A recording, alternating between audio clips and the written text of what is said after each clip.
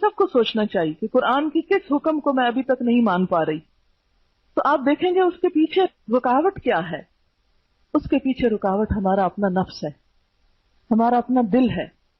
جس چیز کو ہمارا دل مان جائے، چاہے ساری دنیا اس کو برا بھلا کہتی رہے، ہم کر لیتے ہیں.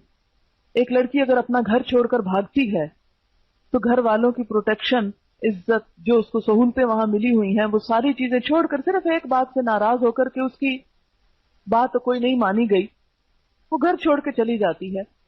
یا کسی لڑکے کی محبت میں گرفتار ہو کر ماں باپ کو اور عزیزوں رشتہ داروں اور زندگی کی ہر سہولت کو چھوڑ کر چلی جاتی ہے، تو اس نے بھی دراصل کیا کیا ہے؟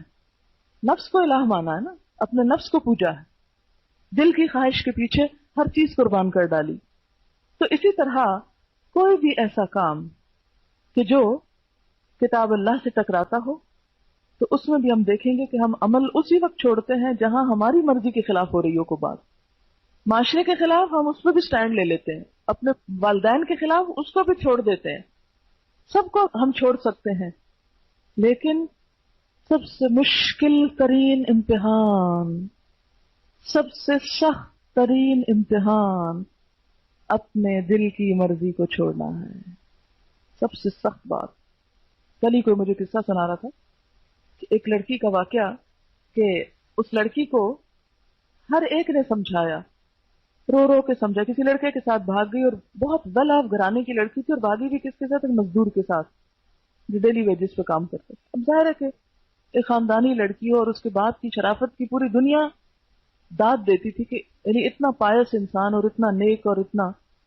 اب بیٹی جو ہے وہ کسی ایسے شخص کے ساتھ چلی گئی. اب آپ خود سوچیں کہ خاندان کے لیے کتنی بدنامی کی بات ہے، کتنی بری شہرت ہے. دادی گئی، نانی گئی، ماں گئی، دوست، عزیز، رشتہ دار، ہر ایک نے سمجھایا، لیکن لڑکی نہیں مانی.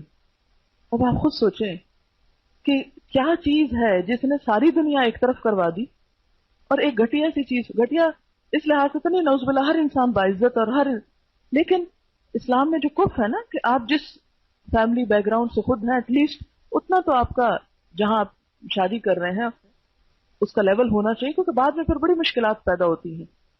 اگر وہ لیول ایک نہ ہو، ذرا نیچے کا لیول ہو، تو عموماً لڑکی اس کو اڈاپٹ نہیں کر پاتی.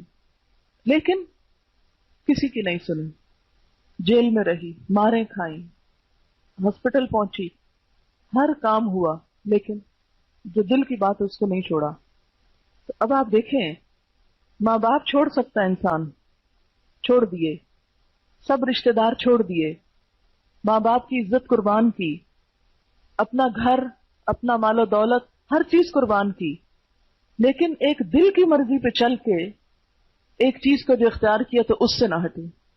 تو اسی لیے دل کی خواہش جو ہے، اس کے خلاف کوئی کام کرنا دنیا کا سب سے مشکل ترین کام ہوتا ہے. اور جو شخص اس میں کامیاب ہو جائے، اپنے نفس کے خلاف چلنے میں کامیاب ہو جائے، اپنے دل کی مرضی کے خلاف چل سکے، وہی دراصل کامیاب انسان ہے.